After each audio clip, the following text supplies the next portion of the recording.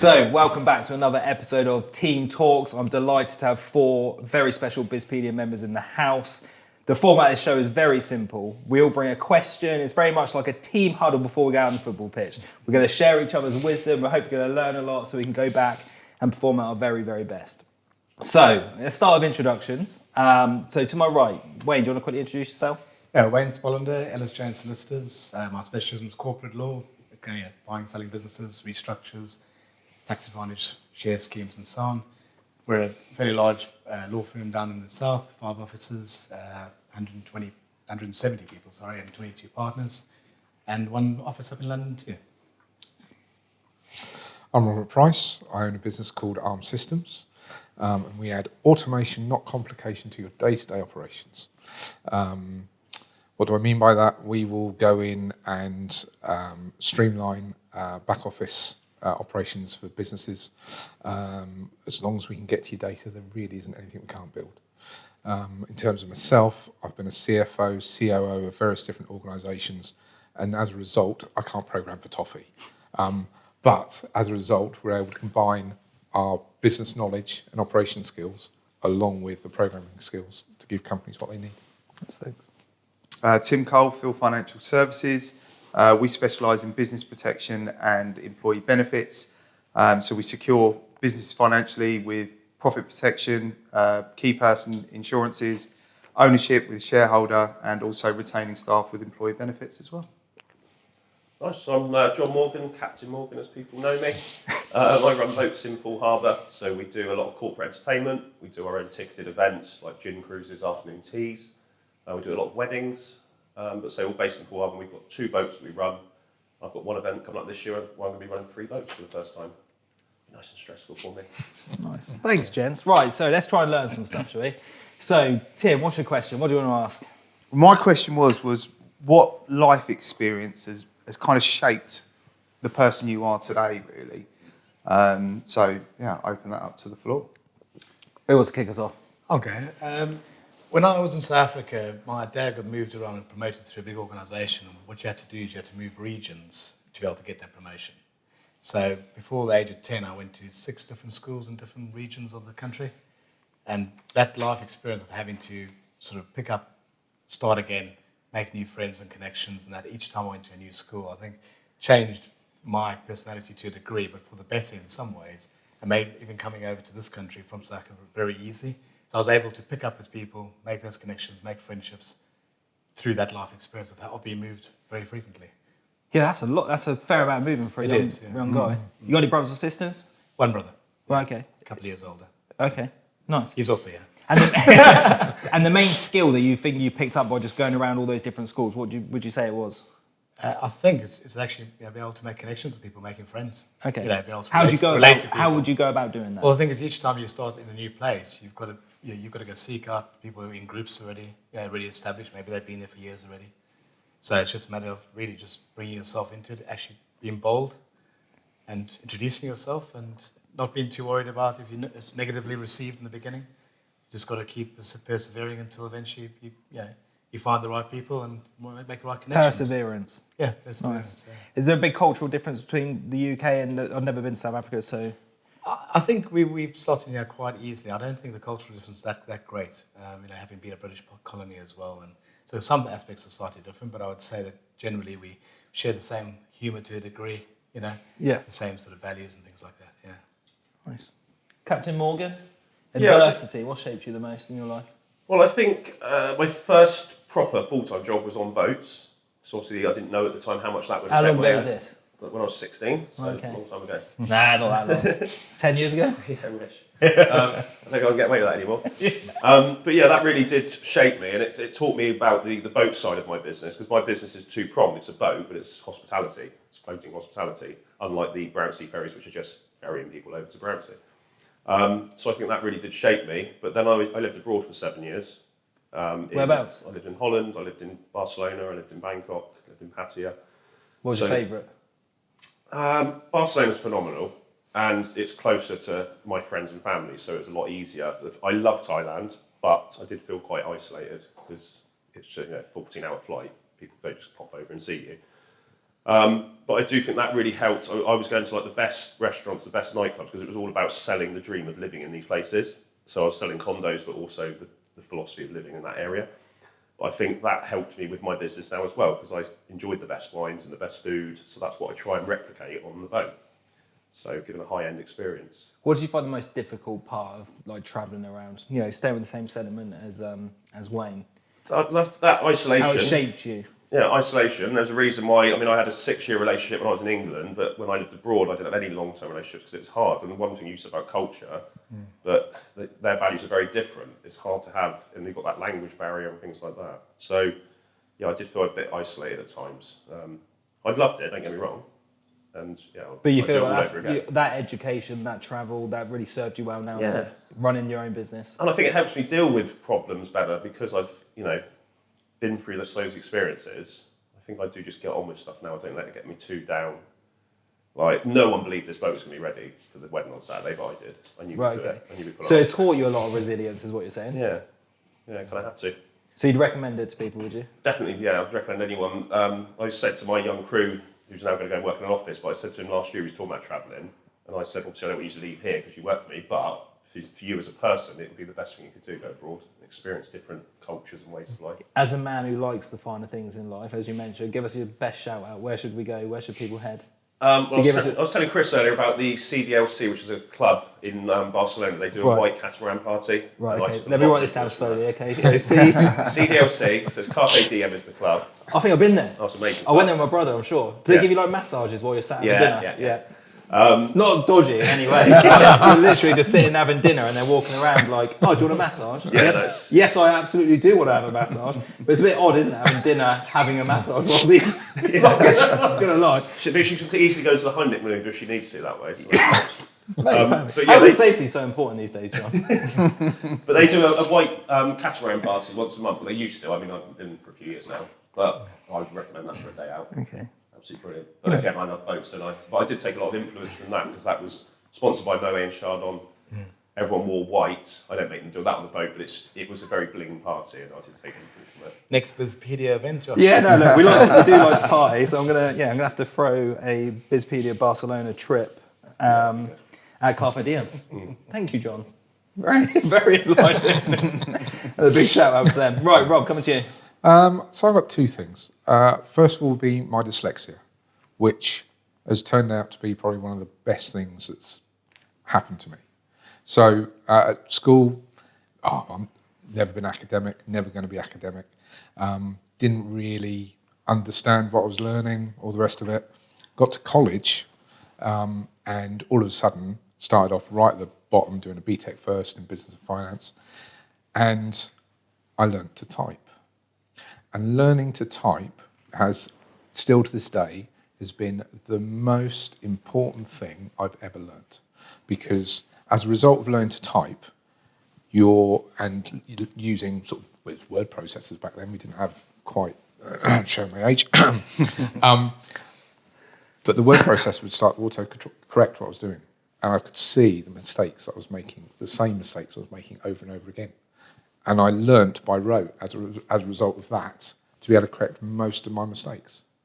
So getting into an environment where all of a sudden it wasn't exam-based and it was all college, all sort of work assessment and projects and things like that, and having a few teachers around that really actually then took an interest, completely changed my outlook on education and actually being able to learn things. Nice. So that's one. The other one would be being put under an awful lot of pressure playing golf. Okay, talk to me about that. So I started playing in a Pro-Am team when I was about 17, 18. My dad has always been a very competitive individual. Run his own football teams, cricket teams, you name it, he's done it. Does that make you competitive, do you think? Oh yeah, I am, yes. Probably not quite so bad as he was in his heyday. Okay. So he used to have a sign above the home football dressing room. First is first, second is nowhere. So, but playing in a Pro-Am team and being in a team of four when two of you count on every single hole, and you might suddenly be in a position where two of you are out of it, and you've got that pressure, and you've got like a 10-foot putt, and you've got to get down in two. or you've got to hold it, has taught me so much in terms of being able to, or at times, even though, like the old swan, your legs are going 90 to the dozen and your heart's pounding out your chest, but to be able to still, in that moment, be able to try and control that and just get through it. Love that. From a sportsman's perspective as well, like dialing in. So how are you managing that? But you're in that moment, right? Heart's beating, blood pumping. How are you managing that to perform at your best? What's your go-to tip? Because I understand what you're saying. Sports has allowed you to deal with like this level of adversity. Those experiences. Do you know what? I'm going to say it, and I'm going to kick myself at the same time because I don't apply this enough in my day-to-day business, which is you shut everything else out. And you are literally focused on that tiny little thing at that point. You do your same routine, and that's it. And it's literally shutting everything else out. And you're literally just concentrating on that last little bit. That's it. So is that you're talking about a routine there? Yeah, it's routine, and it's the ability to be able to focus really intensely. So like breathing? Yeah, it'd be a big deep breath beforehand. Line yourself up. Nice.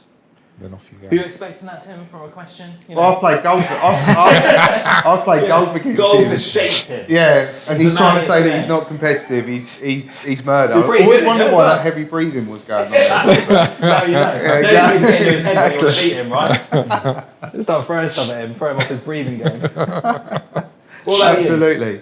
What shaped you?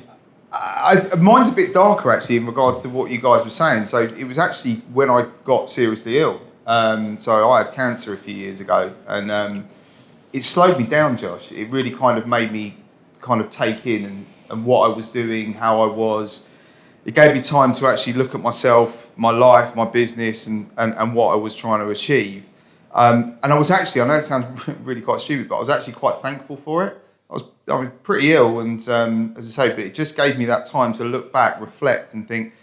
I just felt like I was trying to please so many people, where really I wasn't actually looking after myself. Obviously, getting ill for one of them, but also my family and what I was trying to achieve where it was. And this was a few years ago now, and the way it shaped me is I'm just a lot calmer. I don't run around and as crazy as I was before, and I kind of look at it and think, well, you've got one chance. Yeah, one chance in this. You've got to have your family. You've got to have your friends. And as I said, the business side of it. And it's kind of really calmed me down and made me the person I am today. The way that I work with my clients, my social life, my family, obviously is the most important thing. But it really did help me out, and it shaped where I was. Whereas before, I look back on myself and think, was I really being true to myself? Which was always a big question, especially when I reflect that. But I look at myself now, and it's actually really made me, I feel, a better person in business, in life, and so on from there, really. You feeling good now? I'm all right, yeah, apart from playing golf with Rob every now and again. But, no, yeah, luckily, as I said, I was treated at an amazing hospital, and my brother was my donor for my transplant. So amazing now. I'm one of the lucky ones, but also I'm very lucky in what it gave me. And I know that's quite a funny way to look at it, but it really did. I think make me a better person in many aspects of my life. Yeah. It's a real positive way to look at it, isn't it? Absolutely, as I said, because before I was diagnosed, I was so ill, and I thought I'm going to just die here. And they told me what it was, and I said, look, is it treatable? And they gave me my odds, and I was like, I can work with that. And it just gave me such focus and drive to get through the treatments and everything else. And I'll be honest, which is really a twisted way of saying it.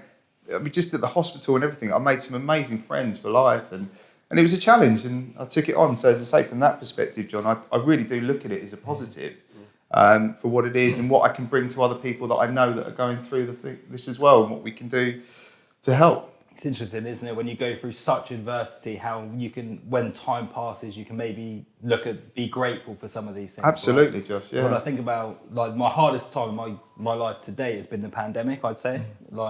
So, the business very much around meeting people and being around people all the time, which I love, and then you're like locked down and you don't know if your business is going to survive, and my mental health was shot, and I'd never felt so down. But actually, I think I look back now as a couple of years on, I think the adversity of that situation has probably taught me some real resilience in my life. Of course. Because, to be honest, I've been through much adversity. Do you know what I mean? You know, I kind of come, you know, in my life. I think not COVID made me stronger, because I Yeah. didn't actually catch COVID, but the pandemic made me stronger, because again, dealing with pressure, I was so low as well. It's a real low point for me. Well, also as well, though, hospitality, aren't we? But it's going back to Tim, I think, you know, it's the same, like being now kind of a bit further away, you kind of take, actually, maybe I can be a little bit grateful because it's going to shape me into a man that I maybe wasn't beforehand. Absolutely. Well, as I said, the resilience every business went through on COVID. You know what I mean, with the restructuring. I mean, with you, John, you were telling me earlier, obviously went and sold fish and things like that to get by. But as I said, from anyone that's come out of COVID, I think it's only going to make you stronger, because, I mean, if they can throw that at you,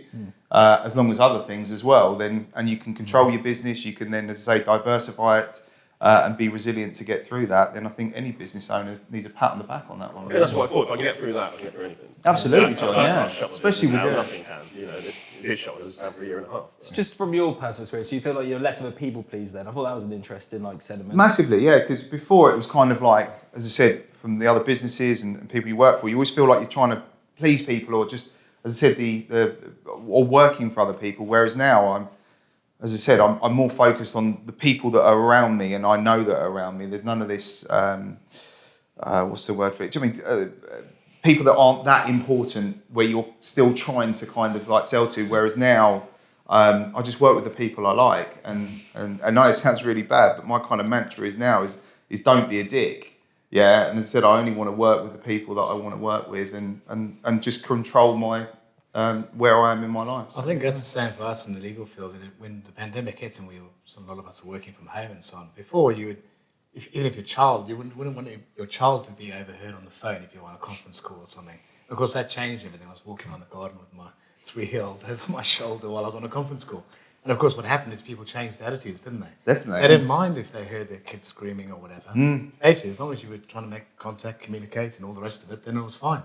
And I think some of that's continued, where people aren't so worried about that kind of thing anymore. Definitely. Your family's important, and just because your child hops on your lap while you're on a Teams call, it's not a big problem, No. which is really nice. It has softened it up a little bit, I Wayne, think as so. I say, and it's a lot Made more it a bit acceptable. more normal. Absolutely, and that work-life balance, I think, is now more important than ever, especially with, as I said, with the isolation time, working from home, and everything else as well. Nice little segue, actually, because I think that will bring us nicely to Rob's question. And actually Wayne, because they're both kind of in the similar sentiment. So, why don't, Rob, kick us off. Yep. with- So my question is, what tips do any of you have in terms of work-life balance, trying to balance your family, some stuff for yourself, growing a business, all at the same time? Just any tips or experiences of how you've managed that or tried to segment it? I'll kick us off quickly if you want. Having a young daughter's one, right? So I'm definitely trying to adjust to being a dad and run a company and keep the future wife happy and keep the team happy and try and grow a business. So I feel your pain.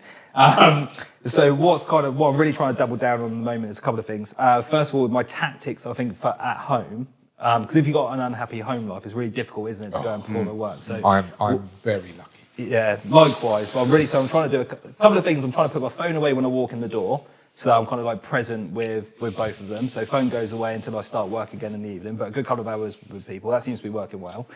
Definitely communication with the missus. Okay, my dreams are important to me. Do you know what I mean? My business is important to me, and I'm not going to be happy if I'm not really working hard at that. But also listen. So I'm communicating a lot to make sure I've got the right compromise. I think the last thing is mindset for me, which is not necessarily a tactic, but try not to feel guilty. Do you know what I mean? I'm just a human being out here trying to do my best. And I think that's when I listen to people talk about work-life balance. Some of the ones that I've figured out done it the best just don't beat themselves up. Do you know what I mean? They're just very good. I was a human being out here and I'm trying to do my best. So I'm trying to wire that into myself as well as possible. So that's my 2 pence worth on That's very good. Captain. I will refer to you as captain and the man who knows Carpe Diem in Barcelona. I'll just talk about parties in every answer. Yeah, that's your word. Just party your heart. Again, to get too old for that now. Now, one thing I have done in the last probably year is the office. I always used to answer the phone because the office phone diverts to my mobile. and I would answer it unless it was 2 in the morning, I was asleep. I'd answer the phone, but I stopped doing that now. I only answer between 9 and 5:30, unless it's someone I know, obviously. Because I think, that there should be rules. The office is open 9 till 5:30 every day. Call in that time, don't call me. Because people do call me at like 10 o'clock at night. Oh, hi, I want to book a gin and jazz cruise. Like, right, pick 10 o'clock at night. So, Right. so I've just It's a stopped hard answering. rule on the 9 to 5. Yeah, but I think that gives me balance, not me being rude. Let's say that's quite a big window for everyone. Yeah. So then they can email me, obviously, I can deal with the emails if they can't talk on the phone in those hours. But I just felt otherwise, you have to have a cut-off. Obviously, I'm in a relationship now, so I need to, I don't want to be there answering the phone every night or for out having a meal. And another thing coming away from COVID is I've tried to do more things, like experiences. Obviously, I sell experiences. So I wanted to actually have my own. So I've been to London twice in the last 2 weeks for different events. I've got some good ones coming up, like Guns N' Roses, Sandfest, things like that. So just want to enjoy my life because of the pandemic and being locked down. Memories are where it's at. Not, I'm having the best pair of shoes and things like that anymore. I don't care as much anymore. I want to just enjoy and have memories. Nice. So in summary, you're very specific on the times people can get hold of you. That's creating better boundaries for you, right? And also to get a better work-life balance, you're just focusing on having more fun. Yeah. It's sensible fun. Nice fun with my partner. I'm not going out bag dudes. It's doing nice things. Go to nice restaurants. That's definitely a highlight reel there, John. Thank you. Wayne, what are you thinking? Yeah, I think more or less like what you're saying, Josh, because I've got young ones at home as well, 3-year-old and 9-month-old, so it's a bit tricky. Luckily, my other half is also a lawyer, so she understands my role, which I think that is quite good and important. Not necessary, but we understand what we both have to do. So when she goes back to work, we both could be working late and so on. But I think putting the phone away, you come home, spending time with the kids, not always on the phone while you're cuddling one of them because you're not really giving them focus. With my wife, I think not just saying I've got this on, I've got that on in the diary, saying I would like to go to that and balancing up with what she'd like to do in terms of her calendar as well. I'm a bit guilty of that sometimes, but I just put everything in and everybody else got to work around that. So I've been working hard at not doing that. But yeah, there's a lot to work on still. You're only human, right? It sounds like you're having a good go. Yeah, trying to do some things for myself as well. We were talking about that earlier. Okay, for like running the gym, but I need to get back involved in some organised sport, I think. Okay. Yeah, like touch rugby or whatever, not full contact rugby, but something where it's a bit more structured, where I can go to and play with, socially as well, have a beer afterwards. But that'll be my night. What comes to mind for you? Sort of touch rugby and then getting involved in taking it to that sort of competitive level again at my level in terms of masters or whatever. Bit of self-love, like? Yeah, that kind of thing, yeah. Good for you. Tim, work-life balance. What tactics, tips, tricks you got up your sleeve? I just start early. So as I said, I'm up early. Just get all the catches the worm, sort of. well, just get all the day to day, and as I said, just set the week up, set the day up, because then that finds me time. I'm usually switched on by about 5:45, so not like mega silly early, but as I said, just get the emails, pick up everything that I need to be doing, structure the day, and like from what Rob says, I mean, I'm quite lucky with what I can do because a lot of mine is with clients. We get to play golf. A lot of tennis, but I'm so focused on that work-life balance as well as the business. But I just manage my diary, manage my time really, really tight now. Look, as I said, I might have to do calls on a weekend, I might have to do calls in an evening. I don't mind that, but I've kind of created that balance. Because one thing that everyone always says is they haven't got time, but there's loads of time. There's tons of it. You've just got to make it, and it's an excuse sometimes to say, I haven't got time to do this. But from your perspective, Rob, again, it is hard because, as I say, from the way your business is growing, but again, it's just making sure that you're working smart and not trying to spin too many plates, which is easy for a business person to say. We're always spinning plates and else, but as I said, I just kind of just structure it and just make sure my day and my week is planned so I know exactly what I can and can't do, and it kind of works. To be really organised. Yeah, I don't think my wife would say that, but yeah. I was going to say, Josh, it's probably a bit different for us because of the young ones. The morning time's difficult because I'm on YouTube at 5:45 with her. You know what I mean? Whereas in the evening, once they all go to bed, What's her go-to channel? then we can sort of Give me a tip. dine in Rome or something. But we in the evening, I suppose, later on when everybody crashes, we can carry on. Of course. Well, mate, my daughter's 12 now, so I've kind of got that flexibility. You have to wake them up; they don't wake you up, so it's a bit different now.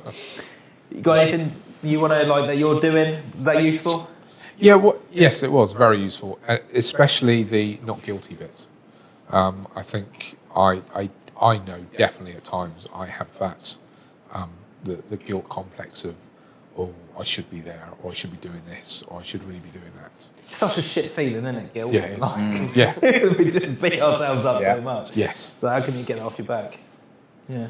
Yeah, but no, I've got better. I don't weekends these days.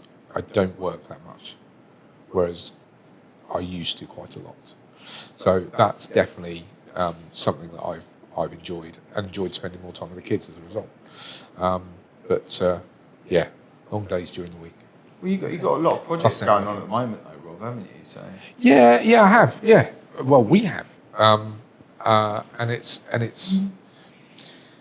always that constant battle with and challenge with work, isn't it? Because it's it's like anything. It's like buses, whatever you want to call it. You're waiting for one for ages, and then all of a sudden you get four at the same time. It's like, right, okay, roll your sleeves up. I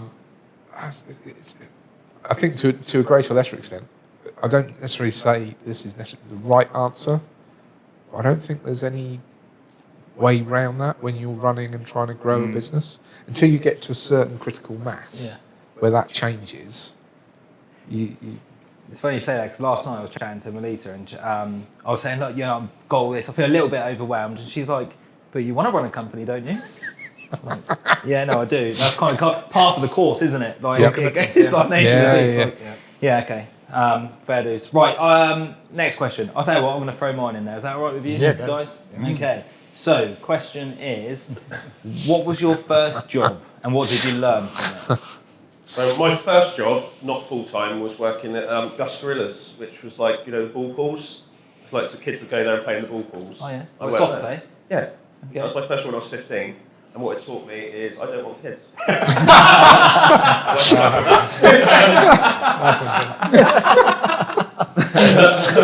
My first full-time job was on the boats, doing the boats. No, just that sounded much better. Stay with that. I like that. Tim? I worked in Olympus Sports in Kingston High Street, and it was a great experience. I got forced into it actually because my mum and dad didn't arrange for me to have work experience. So my teacher walked me up Kingston High Street, walked into every shop and said, "Will you have me for a week?" And they ended up taking me on. So but what I learned from that is, one, love of trainers, and I always got nice pairs of trainers. But the other one was really just the customer service side of it. And the guy who ran it was absolutely brilliant. It was never a problem with this guy. I mean, there was always some issues and things like that going on, but he was just very calm and just managed everyone really well. And from a first experience into work, it was great. Wayne? Yeah, mine's a bit different. Chores at home and getting paid for them by daddy. And what I learned from it, do the job right.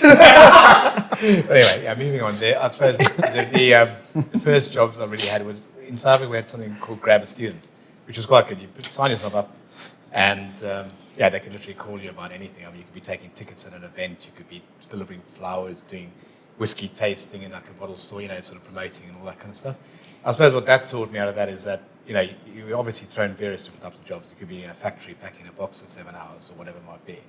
Is just cracking on with the job, do the best you can. You may not enjoy the job, may not be your calling in life, but it gave me some experiences, which is good. Like, would like to do that, wouldn't like to do that. Yeah.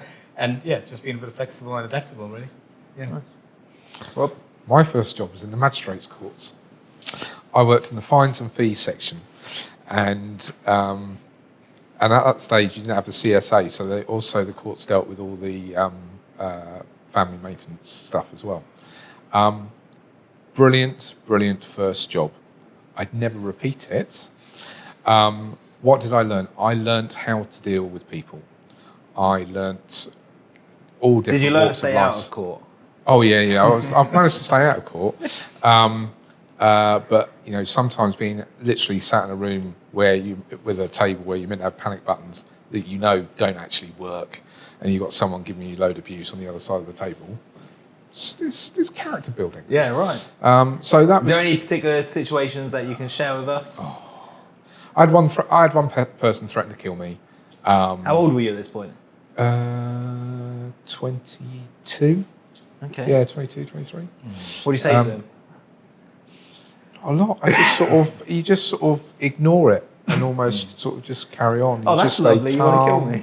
Well, yeah, you don't react. You just stay calm. You just keep going through it, and you come out and mildly. Yeah. And the other thing it taught me was I'd never want to work in the public sector again, because all I found was that you were waiting for dead men's shoes. Right. So it taught me two valuable lessons. I wouldn't change it, but I certainly wouldn't go back to doing it again now. Nice. Interesting to find out where you all started your business journeys. What's that? Yeah, Right. character building, I call that nerve-wracking. Yeah. Being threatened at work for someone to kill you. Yeah. Let's do none of that today, okay? 'Cause- Right, John, question. What's on your mind? Yeah, so mine was, in a nutshell, about being the sort of face of the company, because when I set the company up, I was saying to the guys earlier that I'd done a lot of networking, like as much as I could to get new business on board.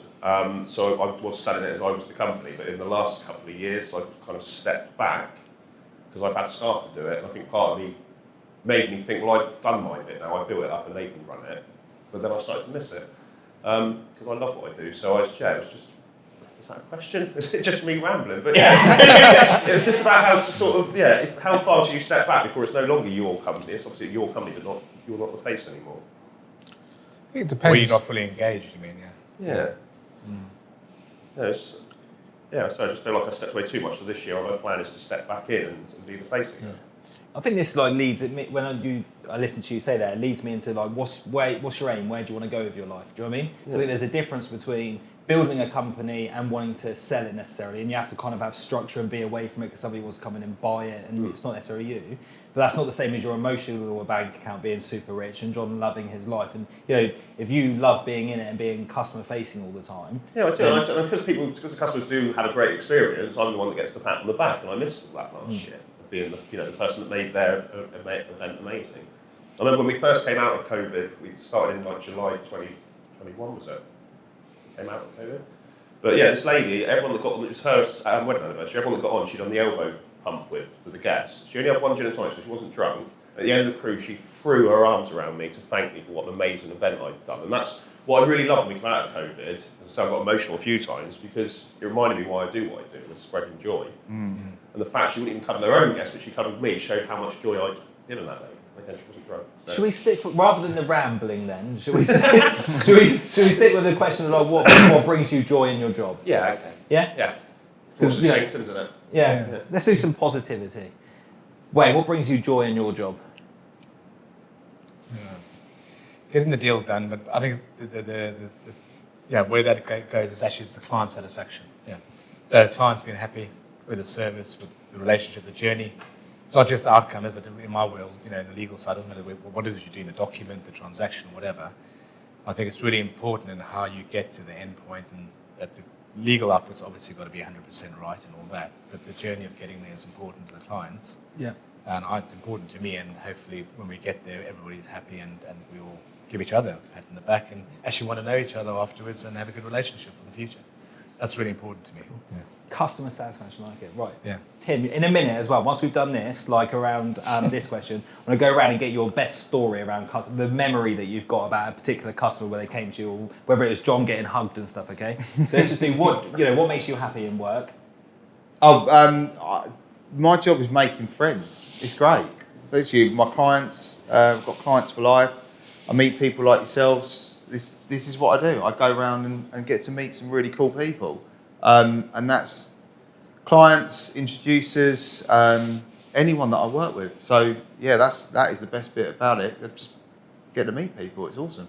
Nice. Rob? I really get a kick out of imparting my knowledge onto others. I really enjoy that. Because I feel like you're adding value to people. Yeah. Yes. So I really enjoy doing that, and I really enjoy us completing a project and seeing the impact it has on the business and the business owners. The fact they then are able to delegate more, free themselves up more, be able to see what's going on better, and as a result, have a load of stress removed from them and make better decisions. Those are the two things that I really yeah, really like. Okay, so in your career today, is there a story or a memory that you've got where you can lean on that of that as an example? Where someone came to you and you realised that you did impart your knowledge onto them. So Yeah, go on, share it with us. It'd be nice to hear. yeah. So years ago now, I was doing some work for a legal firm, funnily enough, on the sort of account side of stuff. And there was a young girl there who had literally just started sort of first job. And by the time, I think it was about 6 months, 9 months, whatever, she left. But left me the most wonderful card and note to thank me for all the support and everything. And as a result, she was going to go off and start doing her AAT qualification. That meant the world to me. Brilliant. Yeah, nice. John, particular memory? I don't know, there's so many, I forget them, if you know what I mean. What tends to happen is when we finish our job, because it is very emotionally draining, being like smiling all the time and making everyone happy, especially in the summer where we're doing 3 or 4 a day. But we always have a close down drink, we'll just sit there like, and have a chat. And that's normally when the stories come up and you're like, oh yeah, I forgot about that one. Oh yeah, that was funny. So but the thing is with my job, it's just constant banter and things happen every day that are funny because you're dealing with the public. And So too many to pick from. Is what yeah, I mean, obviously I just said that one about that lady, and I think, again, coming out of COVID, I was really emotional that year because I didn't know if my business was ever going to recover, and then it did. And then just seeing how happy we were making people, even more so, it was like it was times 10, because of the fact they'd been locked up for a year and a half. It just made me really happy and understand why I do what I do. But I say I did well up a few times. Just because it got so emotional just watching everyone, like people going, this is amazing, mate. I just absolutely loving it because they hadn't had a party for a year and a half. So yeah, I probably would just took it well. What are your favourite memories of throwing parties post-COVID because you realised what people had missed during that time? Yeah, well, I say that lady whose wedding anniversary was, cuddling me when she was too scared to come and guest because of COVID. Yeah. She wrapped her arms around me, so she obviously just lost control in the moment. And that Cool. obviously made me really happy, really proud. Tim, you got any memories from customer engagement or like a story? Um, I know I'm throwing you guys under the bus with this bit because this wasn't like pre-planned or scripted, but Well, I'm just going with it as we fly. Do you know what I mean? it's a bit weird. Obviously, I suppose it's kind of from the claims element from us supporting the businesses. So, one story that happened recently, only this last year, protected a business, high earner, one of the key people.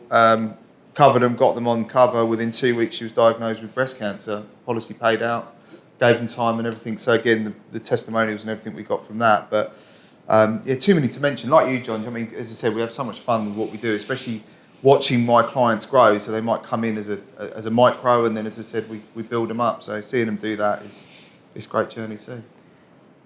Wayne? Yeah, a bit like John, there's lots of good outcomes and great stories to tell, but I think the most impactful was early days back in South Africa. I had to don the old black cloak even as a trainee, as an article clerk, and go down to what we call magistrates court there as well, the criminal courts, and just represent a young lady who made a mistake shoplifting. I mean, she might have been 19 or something, and managing to get off with just a rap on the knuckles and nothing more than that. But she didn't probably realise I was just as nervous as she was because it was my early days. But the gratitude she showed afterwards, and hopefully she went on the right route after that. For me, that was extremely rewarding. Nice. A little bit of a slightly different one is later in my career, there was a middle-aged lady who really didn't want to go bankrupt. And she'd amassed all these debts with various insurance this company, that company, banks, etc. So I took the few large files of documents and I think I may have maybe charged a couple £100 in the end for doing about a year's work. just as a sort of, give something back. And I managed to get most of them written off, and they were sort of 17, 20 grand debts per organisation. Not all of them, but in the end she didn't have to go bankrupt, and that was really rewarding. And she expressed that as well. Which Yeah, really nice. With a cuddle. It's amazing how early we touched on like guilt, or, like being guilty, feeling guilty about like work-life balance and stuff. And when we've asked each of you to talk about your best experiences in business, it's all been about helping others. Do you know what I mean? I think like human species is like the thing that makes us amazing is that we actually we're hardwired to really want to make a difference to people, and yet we also give ourselves such a hard time for that. So I think pat on the back for everybody. Right, last question. Wayne, coming to you. Yeah, I think we've touched on this a bit, haven't we? So going back to the pandemic story, and obviously everybody, well not everybody, but a lot of businesses, a lot of people getting sent home and to try and work from home or not work at all. We've then come back from that, and some organisations are sort of semi-flexible, I suppose. Not everybody's back full-time in the office, depending on what they do. I mean, a factory worker, I'm sure, has to go to the factory, but in sort of legal services, a lot of people are only still coming in 2 or 3 days a week to their main office. The question is really, what is the right way to go? Should we do like some of the big organisations, like the Goldman Sachs of the world, saying to people, everybody back in the office, 9 to 5, no flexibility really? Should we be totally flexible, more like we were during the pandemic, and allow people to come and go and just trust, just to get the job done? Because at the end of it, if they get the job done, what does it matter? But then it's building collegiality within the office. There's all the satellite businesses around the offices, the commercial landlords. If nobody goes to offices, no need for offices. And all those other businesses suffer, and then the whole economy might suffer because we haven't got the velocity of money moving around. So the question is, what's the answer, guys? And is it just very industry specific as to what the right answer is for that organisation? Cool. We're grappling with that a little bit at the moment. Yeah, we've been very soft in terms of not pushing people to have to come back. There's definitely a sentiment shift week, in that, isn't there? Because whether it's Tesla or Disney or some of these big employers now, Apple, that kind of did go all remote because they had to because of the pandemic. But now they're sort of mandating, whether it's 3 days or 2 days a week, people being back in the office. And I think being around boardrooms and business owners, I know this is definitely an issue that people are wrestling with a lot to figure out what the right balance is. So I guess great last question. I think it'd be lovely to hear then, Rob, where'd you come down on this issue from your personal perspective? We have, we're a small team and we have a great deal of flexibility. I think that's partly driven by the fact that we've got all of us bar one person that's got family and relatively young children. So we're very flexible in that respect, possibly sometimes maybe too much. But you're right, it's definitely a big shift. What's your current working policy? In terms of... In the office, out of the office, split between the two? It's split between the two. So in general, we've got, weirdly enough, we've got a new lady starting on Monday. She'll be our youngest member of the team. She wants to be in the office 5 days a week. Desperately be in the office 5 days a week because she's fed up with working from home. She wants that contact with people. So I'm happy for her to be in the office 5 days a week. Most people are in probably 80-70% of the time in the office, and then they're at home for a day or maybe 2 days a week. And is that set by you, or are you just given autonomy to pick? No, it's a collaborative approach, and I say that sort of half, but it is. We'll have a discussion about it in terms of what fits. You've got to take into consideration what fits the clients and what fits the work and the business, and also the shift patterns that you've already got with other people. So there is a little bit of compromise in making sure the office, there's always a good couple of people in the office all the time, but outside of that, we work around that and flexible. Okay, so you're kind of going with what sounds to me like a really fluid Hybrid approach. And Yeah. just kind of Almost like a weekly assessment. Sort of each. Yeah. Yeah, we've now got, everyone's got their set days where, we've got 2 or 3 people that are part-time, so they do like sort of 2 days in the office, 1 day not, and we know where their set days are. So do you see your outlook changing on this issue, or are you going to stay bespoke around it? No, I'm going to say flexible on it for 2 reasons. One, I actually, if you've got the right people, then I think it only encourages better work. And 2, the way the employment climate is still at the moment, you haven't really got a choice but to offer that flexibility. Makes sense. Tim, thoughts? It's a tough one, really, isn't it? Because, as I say, the working culture has changed. So, as I say, I could imagine people with kids, with yourself, Wayne, people at your office, they might want to work from home. Obviously, give that a bit more flexibility, take to school and things like that. But then you might have the younger generation, which again is great to have them in the office as well. The coffee culture, the coffee chats, and things like that, and also working on there. It's a really tough one because it depends on the industry, it depends on again, the culture of the office. But it's a tough one for me to answer because I don't think I've really got the right answer, because I think flexible working is only really come into light because of the pandemic. I mean, people used to work from home. I mean, I work from home full time now. As I said, my guys do. We don't really need the offices in Guildford. It's there if we need it. We very rarely use it. But it really does go down on kind of the actual, I suppose, the actual culture of your office working environment, Wayne, and what the people want. Because, as I said, as long as the productivity's there and the results are getting done, understand that. But from the double-edged sword, you're right in saying around about the satellite businesses around there, the offices, the coffee shops, the things like that, it does have a knock-on effect from those. So I haven't really got an answer to that one, because I think it's a tough one, because it will depend on the actual business itself. I've just got a quick question for you on that, because now you're more remote, you and yourself and your guys. Is there anything you've done particularly that's helped you maintain culture? Because when I hear the other double-edged sword of this is that people being remote, it's very difficult for them to build internal culture between teammates, as it were. Yeah, absolutely. That might be an assumption, by the way, but I'm just asking you, is there anything that you're doing that's like really helping you to maintain culture whilst being remote? Just communication, really. As I said, just keeping in touch with everyone, making sure everything's still working. Obviously going out, drinks and things like that. Carpe diem, down in Barcelona. I know, this is what I'm thinking. It's a good man to know here. It's exactly what I'm thinking. That's right, Tim. And we've increased our socials a lot. To get Right, okay. people Yeah. at least to get together, even if it isn't So necessarily. social events have been able to Absolutely. replace in that. different areas of that get shared around. Maybe course. one in Wimborne, one here, one there, Okay. wherever, you know. But Not so just in one place. You've got to keep that team together as well, because there's so much you can do on teams, really. But it's tough. It's a juggling act. As I say, it'd be interesting to see what you decide to do on that one, actually. Nice. More social events. John, final thoughts. Just change industry to industry, obviously. Like, my captain wanted to work from home, cruises have been crap. So. Won't leave the harbour. Save a fortune on fuel.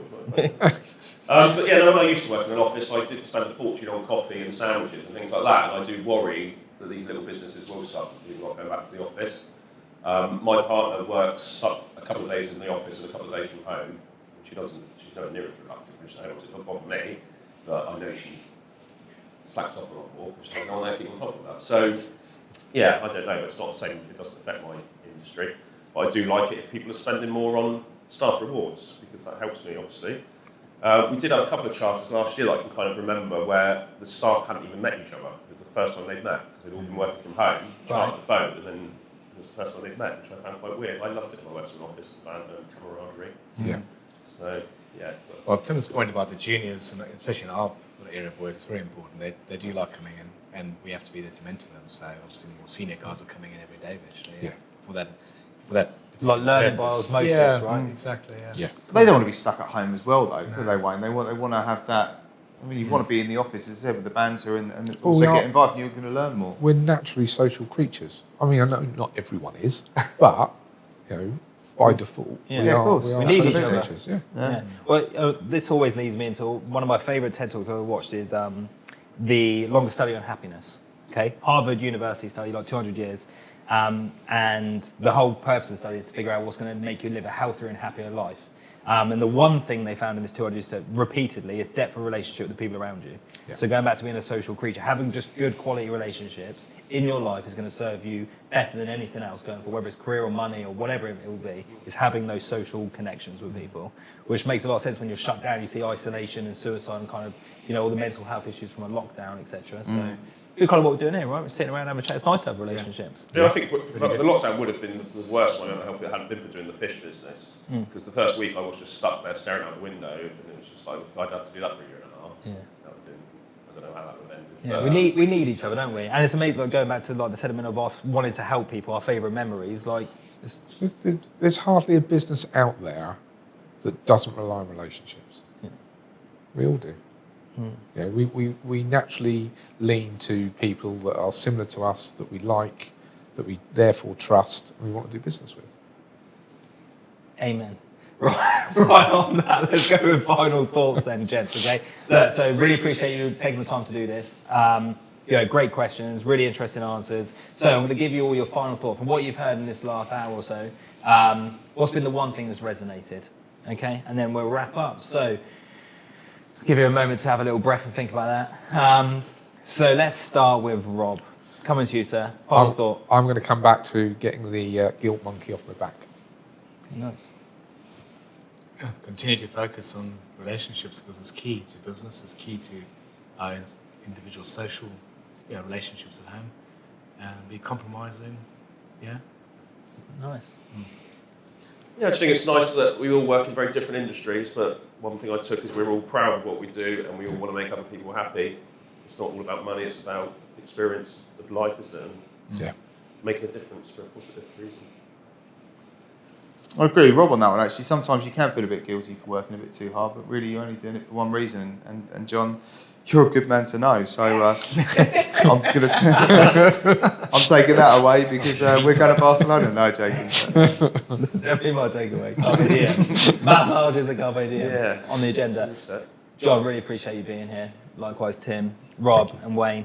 Thanks for all of you who tuned in to listen to this team talk. Subscribe, listen to the next episode. A big shout out to our host, Exon Vineyard, for hosting today, alongside B4B Media, doing all the production. Look forward to hearing from you all soon, and thanks again for tuning in.